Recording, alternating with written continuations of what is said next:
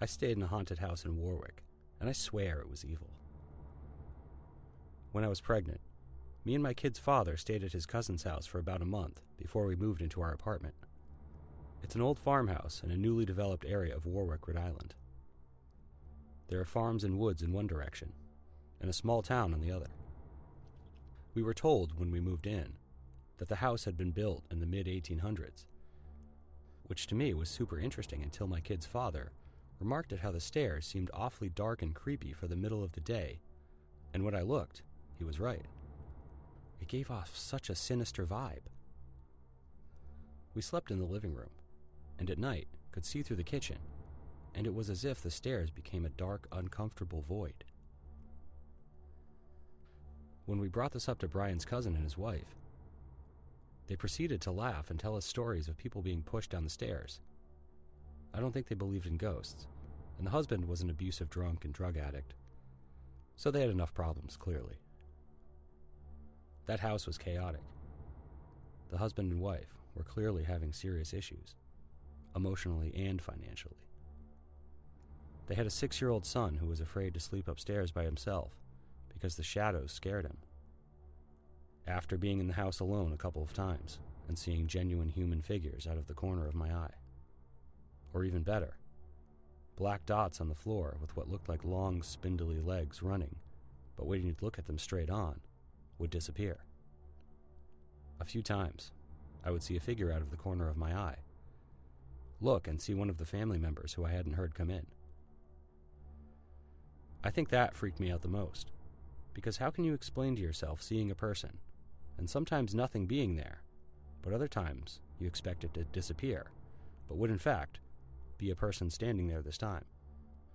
So weird. Brian would say how sitting in one chair in the living room, you'd want to look over your shoulder into the doorway, as if someone was coming down a set of stairs that used to be there. This also freaked me out, considering I slept right near the doorway, and often would get a feeling of someone coming toward me. One day, me and Brian were the only two in the entire house, facing one another about 2 feet away face to face, talking loud as we usually do. Directly in the middle of us, we heard a woman's voice say, "Shh!" And he stared at me with huge eyes and asked, "No. Did you?" Then we laughed it off, as we were clearly talking too loud for the inhabitants, apparently. We eventually brought this up to the family, who included a second cousin living upstairs. And they confirmed they too saw and felt things. They told us they assumed the black voids that ran on the floor were just one of their dogs, and ignored it if it wasn't. The cousin who lived upstairs said the curtains to his closet often moved like they were being pushed, but he chalked it up to being stoned or tired. There was no breeze. The wife told me when they first moved there, her son would see a man in a hat, but assumed it was his imagination. How could you live in a house so clearly haunted and just pass it off? The front of the house at night was avoided by basically everyone, as it was right where it felt like someone was walking by the doorframe at you in the living room. One night, I didn't feel like walking all the way around this huge house to the car, so I walked as fast as I could to the car through the front door. I heard a deep growling coming from the side of the house. They owned 3 dogs, one of which was a bull mastiff. Too freaked out to call for her, I ran in, and to my horror, all 3 dogs were in the house. Needless to say, I didn't use that entrance again. It was such an emotionally depressing house, and maybe me being pregnant, I was just more aware of everything. There were other weird things, but one of the last conversations I had was with one of the roommates renting a back bedroom. I told her about me and Brian hearing, "Shh," directly in the middle of us.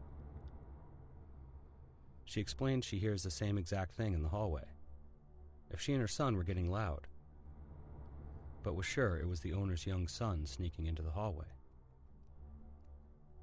I'm not so sure.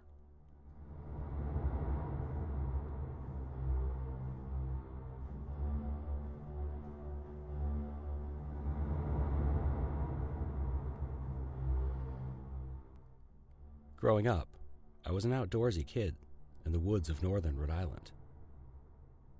I loved camping in the wilderness and exploring and all that good stuff. My house was an old 1750s farmhouse with a 2-acre yard and another 35 acres of woods, and beyond that was a state forest or other people's even larger wooded properties. Basically nothing but woods for a long ways.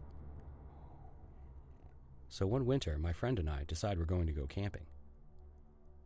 There wasn't much snow on the ground, about 2 inches, so we decided it would be fun. We were 16 at the time. We scouted out the area for a decent site, which ended up being surprisingly hard. There are no paths, and my woods were pretty thick. We finally find a decent clearing with no low-hanging brush, on a hill, and decently level that we planned on setting up in. Until we noticed something on the other side of the clearing. There were these markings in the snow. Curious, we went to investigate. First, we realized that these markings resembled tracks. Weaving around trees and uniformly spaced. Whatever this was definitely had 2 legs. But the prints didn't look like animal prints. They were square, with no discernible pattern anywhere on them, and about 10 by 10 inches in size. At this point, I wasn't too worried. I figured it was a neighbor going for a snowshoe hike.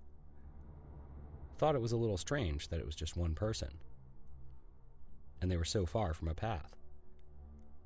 And also, that they were apparently wearing squares of plywood as snowshoes. But then I noticed something else. These tracks were not close together. I was around 5'11" at the time, and these tracks were much farther apart than my walking stride. Like 6 or 7 feet apart, and going as far as I could see in both directions. We didn't end up going camping. There's no other explanation here besides a neighbor was lost and frantically running through my woods a quarter mile from a path on homemade plywood snowshoes. Right?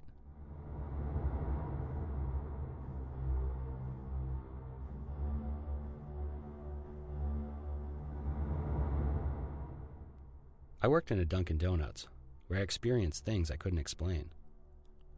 Because of the setting, I don't think it could get any more Rhode Island than a Dunkin'.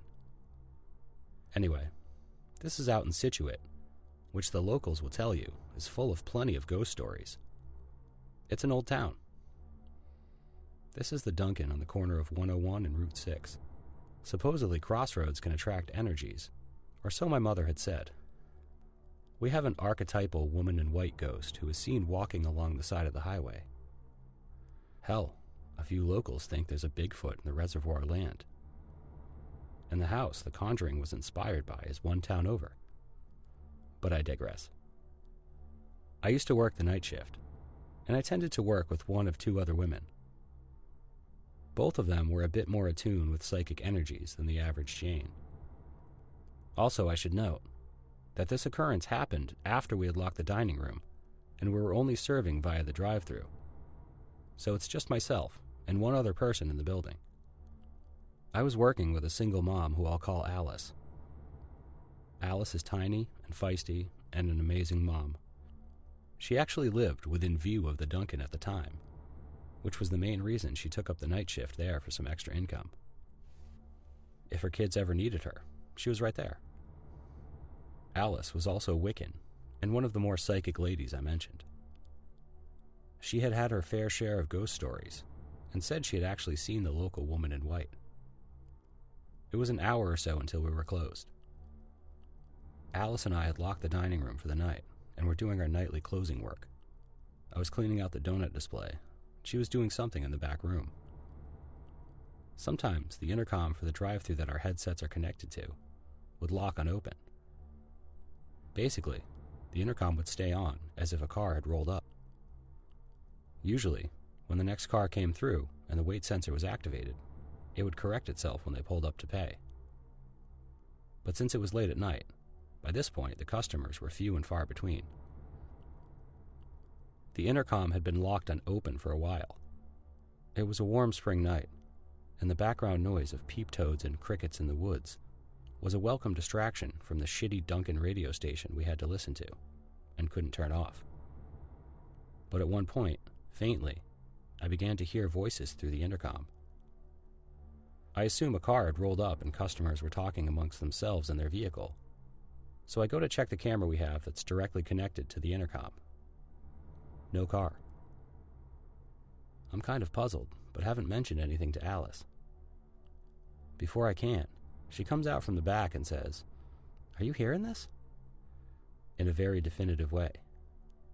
She already knew there wasn't a car without even checking. I wonder aloud if some kids were parked in the lot. So I open the back door, but the whole parking lot is empty. We listened to the voices for a while. It sounded like a couple women speaking to each other, but we couldn't make anything specific out at all. It was very faint, and we could still hear the crickets and the peep toads too. I know that sometimes those intercom systems can pick up baby monitors or any radio station. However, although we were within sight of a few houses, we weren't super close to any of them, and the voices did not sound like any radio station chit-chat, not even quiet NPR discussions. It just didn't have that cadence. The voices eventually faded out, but we both thought it was peculiar. We had tried to listen closely and make out what they were saying, but weren't successful. It probably lasted 10 to 15 minutes. The intercom malfunctioned and locked on open like that with some regularity. But that was the only time we heard anything besides customers and background noise.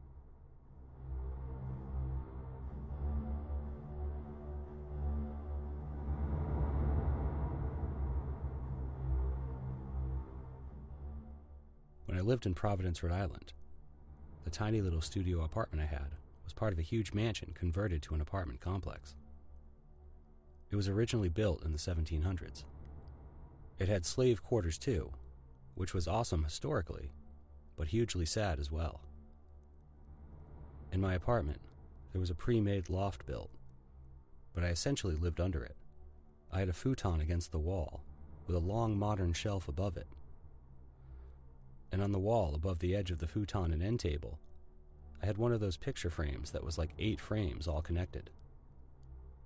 So I came home from work one day, and I immediately saw it sitting upright on my futon cushions. At first I was thinking, oh, it must have fallen off the nail, or the nail fell out, since the walls were kind of shitty. But as I visually thought about how it landed perfectly upright, I was like, what the fuck? If it had fallen off the wall, it would have bounced off the top of the futon, then hit the end table and be broken on the floor, or at least scuffed up. But no, it was pristine and sitting with images, glass, upright on the cushions. I put it back on the wall, and that was that. I came home a few more times and found the picture frame sitting on the futon like before. The occurrences would happen maybe like every 4 or 5 months. All I'm thinking now is that at least I have an interesting ghost who isn't a dick. One night, as I was sleeping on the futon, I was woken up because I felt something in my legs. At first I thought it was my ferret, since I was all groggy. But when I went to touch the area, it was the picture frame, sitting on top of my legs, upright and in the exact spot it was placed previously. At that time, I was a light sleeper and noises would wake me up, but I heard nothing. I thanked the ghost for not breaking the picture frame and hurting my ferret and I. That was really the last time the ghost ever did anything to me. I moved out a few months later into a place with my then girlfriend. Although, I always did think that the ghost would push my water cup I had sitting on the shelf above the futon, since it would fall on me as I slept. I always blamed the angle of the shelf, but whatever.